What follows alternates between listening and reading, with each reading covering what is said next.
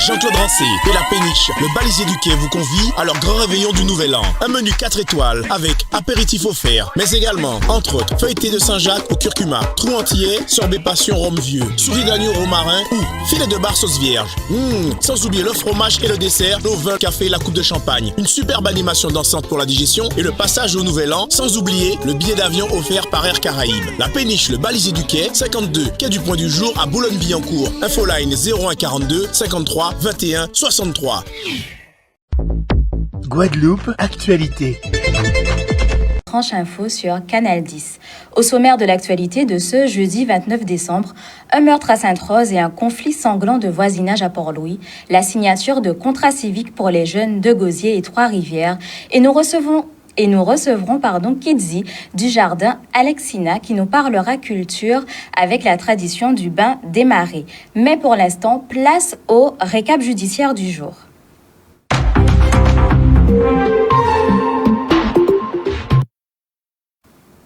Ce mercredi, dans l'après-midi, un habitant de la rue Bob Marley à Port-Louis s'est fait poignarder à plusieurs reprises au dos et à la jambe. La victime est hospitalisée au CHU. L'agresseur, quant à lui, a été interpellé par la gendarmerie, puis placé en garde à vue. Le mis en cause a dû être rapidement transporté, lui aussi, à l'hôpital afin de se faire opérer suite à des lésions également par arme blanche. L'enquête se poursuit. Et puis cet homme de 25 ans qui a été tué par arme à feu cette fois-ci vers 22h hier soir à la résidence Les Surettes à Bébel-Sainte-Rose. La victime, déclarée morte par le médecin du SMUR, présentait des impacts de balles à la tête et au thorax.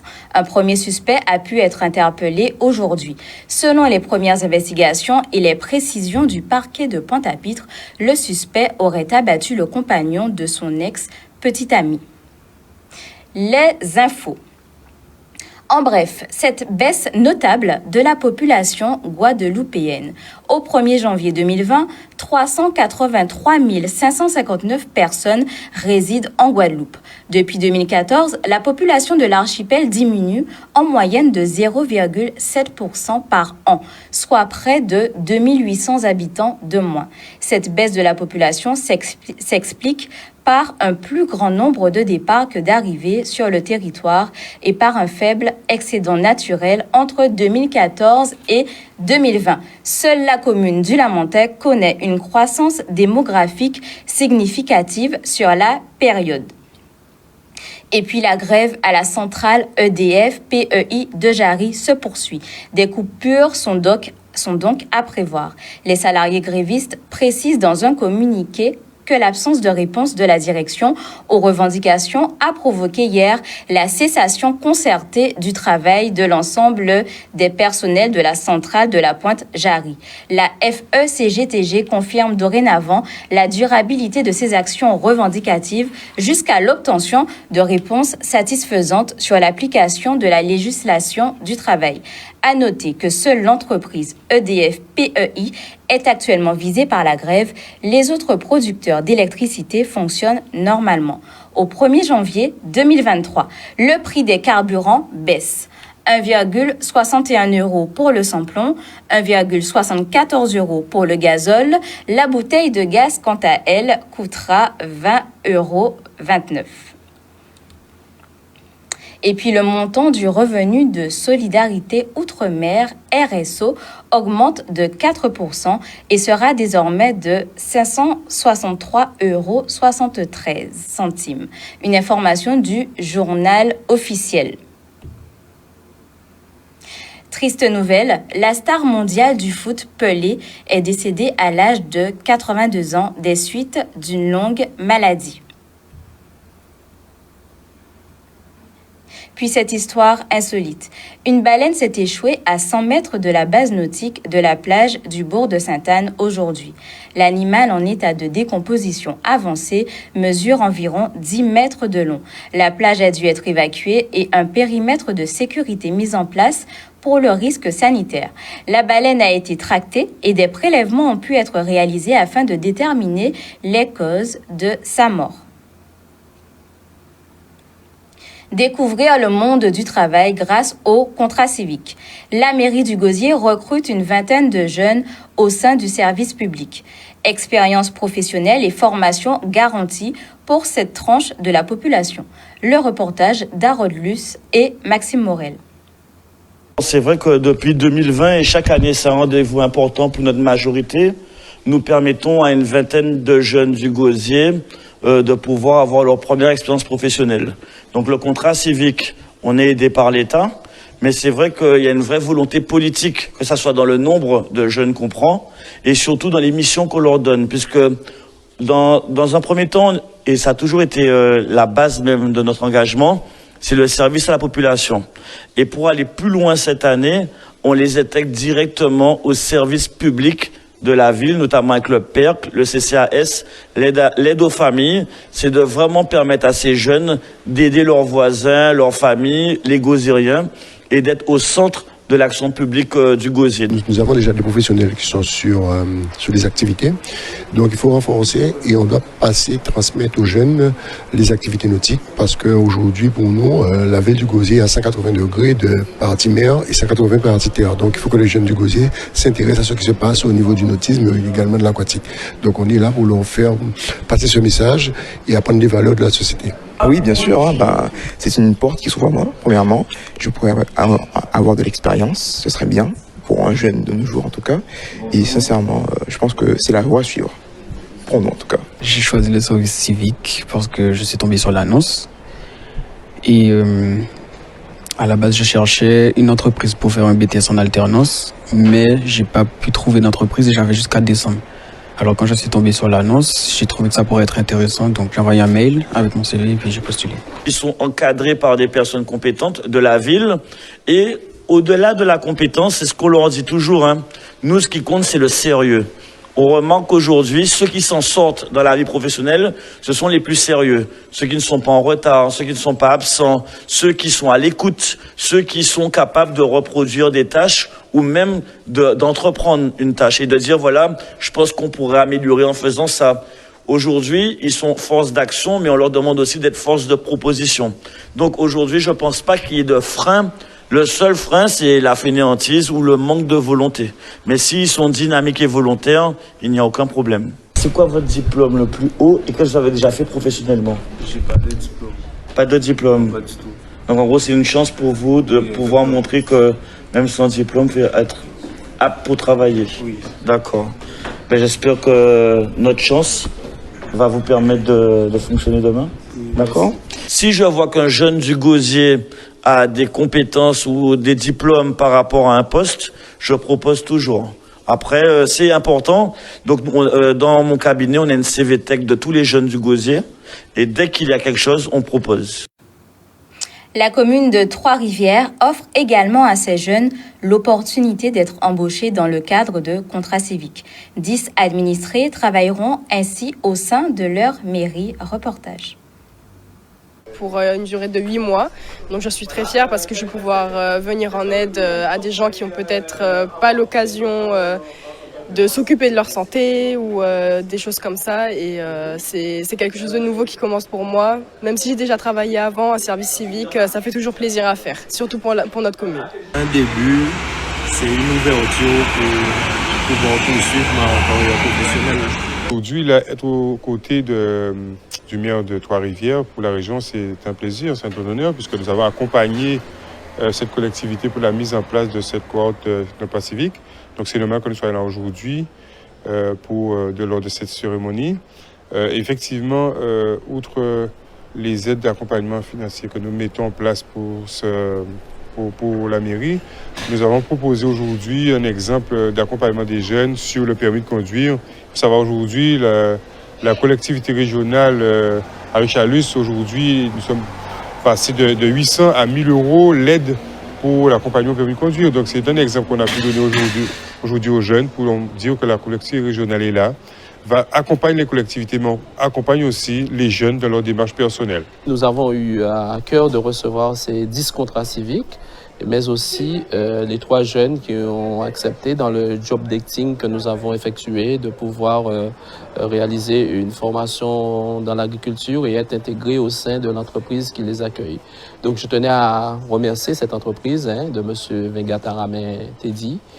Et donc, je tenais à aussi remercier notre partenaire incontournable qui est la région Guadeloupe qui nous accompagne dans le cadre de ces contrats civiques et qui nous permet aujourd'hui d'aller plus loin. Donc, nous avons une grande satisfaction parce que si nous devons faire le bilan de notre année, après avoir pu lancer le premier chantier d'insertion, de lancer le deuxième, de lancer les contrats civiques, de réussir des job dating, nous disons que nous sommes bien aux côtés de cette jeunesse de Trois-Rivières.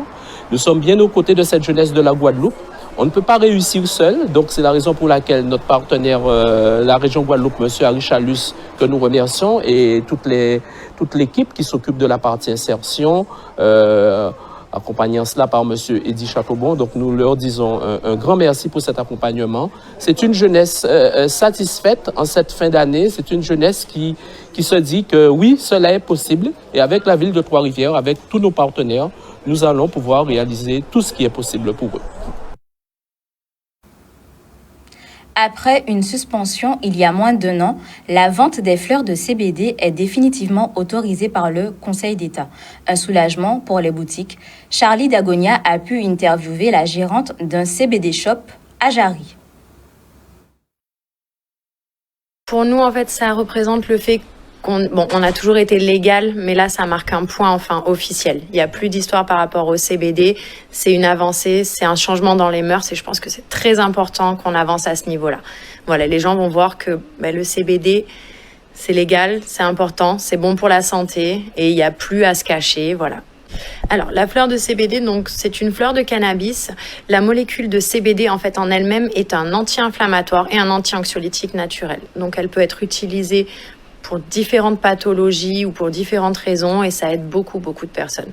Énormément. Je pense qu'en Guadeloupe, il y a toujours eu des fumeurs, mais que maintenant, petit à petit, les gens osent un petit peu plus le dire et se rendent compte qu'avec le CBD, on est vraiment sur quelque chose d'intéressant et d'utile. Enfin, on se cache pas, on a des magasins avec des pancartes, les fleurs sont là, sont exposées et voilà, il faut plus hésiter.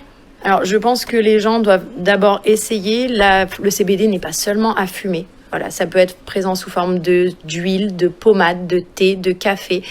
Il y a beaucoup de bienfaits dans cette plante. C'est vraiment très important de le comprendre. C'est une plante très utile et je pense que les Guadeloupéens doivent essayer et que ceux qui en consomment doivent continuer à le faire et le montrer autour d'eux. Ne plus se cacher. C'est quelque chose en plein essor et il faut continuer à ce niveau-là. C'est très, très important. Nous l'avons tous expérimenté. L'année 2022 a marqué les esprits de par ses pluies torrentielles. Pour autant, la pluviométrie n'est pas forcément différente des années précédentes. Place au bilan. On a des quantités de précipitations qui sont plutôt hétérogènes sur la Guadeloupe. Ce qui a été marquant en 2022, c'est que nous avons eu 3 épisodes pluvieux assez marquants. Donc un premier en février 2022 avec beaucoup de pluie sur le relief. Un second fin avril 2022 avec énormément de pluie en grande terre, notamment dans les grands fonds. Et enfin, la tempête tropicale Fiona que nous avons eue le 16-17 septembre 2022. Donc, l'esprit est marqué par ces forts épisodes pluvieux. Pour autant, nous ne sommes pas dans une année qui est plus pluvieuse que les années précédentes.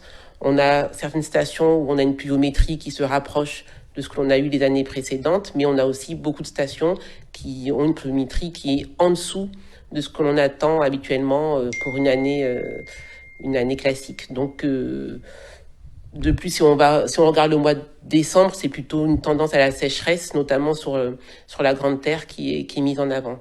Donc, on ne peut pas dire qu'on a eu une année fortement pluvieuse en 2022. On a eu des épisodes pluvieux marquants, mais si on regarde l'ensemble de l'année, on est sur une année, je dirais, plus sèche pour certaines stations, notamment côté Grande Terre, et plus humide, notamment pour le sud Basse-Terre. Une activité cyclonique très calme, malgré les annonces qui avaient été faites, puisqu'on était dans une phase de la Niña qui était assez importante. Pour autant, ça n'a pas généré beaucoup plus de cyclones que ce qu'on observe habituellement. Mais là encore, comme on dit, il suffit d'un cyclone. Et donc pour la Guadeloupe, ça a été Fiona. Donc voilà, pas un cyclone venteux, hein, pas un épisode de vent marqué, mais par contre énormément de pluie. Et donc avec les dégâts que l'on connaît. Donc ne pas forcément se fier en disant qu'il y en a beaucoup, il n'y en a pas beaucoup. Il suffit d'un cyclone pour qu'on puisse avoir de forts dégâts à l'échelle de la Guadeloupe. C'est des petites averses qui défilent comme le vent est véloce, donc ça défile vite. Donc un coup il fait beau, un coup il pleut, toujours sur la ligne, on le voit sur le radar, hein, on a toujours cette petite ligne là, nord-Basse-Terre, on le voit ici. Donc voilà, donc en fin de semaine, demain il va faire beau, demain matin. Par contre, fin de semaine, évidemment, on sera entre la pluie et les belles éclaircies, voilà, et puis les températures fraîches, et puis une mer entre guillemets fraîche, 27 degrés. Et voilà, donc on va commencer l'année tout doucement sous la pluie et le soleil. Le bain des marées. Cette tradition qui consiste à se débarrasser des mauvaises énergies de l'année et s'attirer les bonnes grâces du destin afin de bien commencer une nouvelle ère. Pour en parler, nous recevons ce soir une spécialiste en la personne de Kidzi. Bonsoir. Bonsoir tout le monde. Alors Kidzi, est-ce que vous pourriez nous expliquer en quoi consiste le bain des marées? Alors, le bain des marées, comme son nom l'indique, c'est pour se démarrer, c'est-à-dire c'est pour laisser ce qu'il y avait derrière pour repartir sur de nouvelles bases. Alors, comment se pratique justement ce bain des marées et comment est-il inscrit dans notre culture guadeloupéenne? Alors, traditionnellement, ce bain se fait à la fin de l'année. Donc, on utilise généralement tout ce qui est remède rasier. Donc là, je vous ai amené quelques plantes rapidement. Donc, on utilise les plantes et on va généralement au niveau des embouchures, au croisement entre deux eaux, c'est-à-dire la rivière et la mer, ce qu'on appelle eau saumâtre ou eau braque. Est-ce que vous pourriez nous donner justement des exemples d'embouchures pour ceux qui veulent pratiquer le bain des marées? Alors, vous avez celle de Viard, Capesterre, vous avez Goyave, vous avez pas mal d'endroits. Moi, j'ai un endroit de prédilection, mais je préfère le garder pour moi, bien sûr. Mais il y a pas mal d'endroits. Il y a Port-Louis, Vieux Habitants, il y a pas mal de coins, d'accord?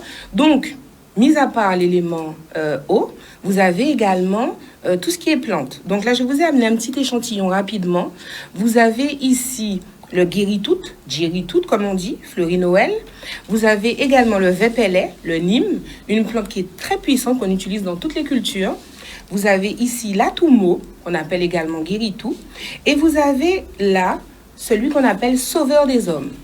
Donc vous comprenez que sauveur des hommes, c'est la plante puissante. Vous avez le gros thym pour le nettoyage. D'accord? Et vous avez une plante qui est très, très, très connue.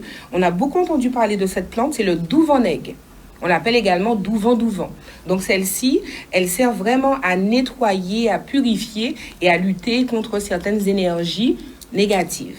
Et également le paroka. Voilà.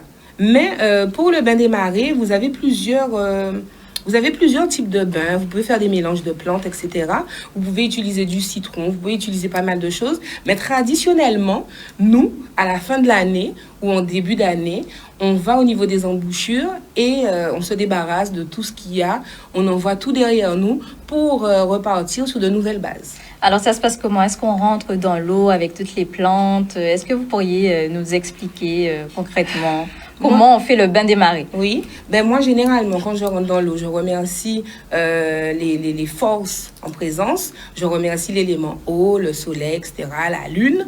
Je rentre d'une certaine façon dans l'eau et je sors d'une certaine façon. Je vais plutôt m'axer sur la façon de sortir dans l'eau. Quand on sort de l'eau, par exemple ici vous avez le paroka, vous lavez comme avec un gant et après vous jetez en arrière. Et vous ne regardez plus la mer et vous laissez la mer se charger de ce qu'elle doit faire. Voilà. Je crois que vous aviez aussi un dernier mot pour toute la Guadeloupe. Exactement. Alors, pour cette nouvelle année, je vous souhaite beaucoup de soleil, de la prospérité et de la chance. Voilà, beaucoup d'amour et d'harmonie pour cette nouvelle année 2023. Merci beaucoup. Merci à vous.